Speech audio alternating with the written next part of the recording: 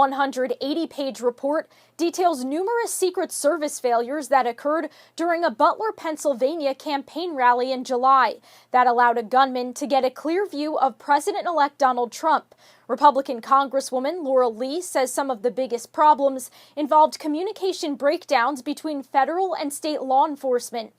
We identified a number of strategic failures, both failure to plan, secure a large enough area in the first place, and then a communication breakdown during the day's events, that all of the law enforcement officers who were there working together weren't on the same communications channel and didn't have a single point of command. And that really inhibited their ability to share information quickly and timely with one another. Amid bipartisan outrage over the failures and her answers at a congressional hearing, Secret Service Director Kimberly Cheadle resigned, handing the reins to now Acting Director Ronald Rowe. President Joe Biden also signed legislation to beef up Secret Service protection for presidential candidates. But members of the task force say more must be done.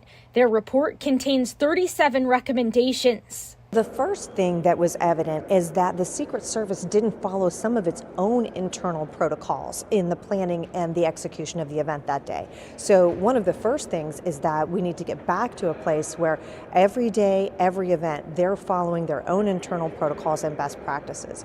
Second to that, we have a lot of recommendations and insights about how the communications breakdown contributed to the events that day and what needs to change to ensure that all law enforcement personnel who are working on an event are working in concert and collaborating together. Another recommendation calls for looking at whether to make the Secret Service a standalone agency instead of being under the Department of Homeland Security. Although the task force has finished its work, Lee believes lawmakers will continue working on the issues raised by the report moving forward. I do think that there is ongoing work that is important for Congress to do that involves ensuring that we have the appropriate setup, jurisdiction, oversight, funding, support for Secret Service to make sure they're on the pathway to success going forward.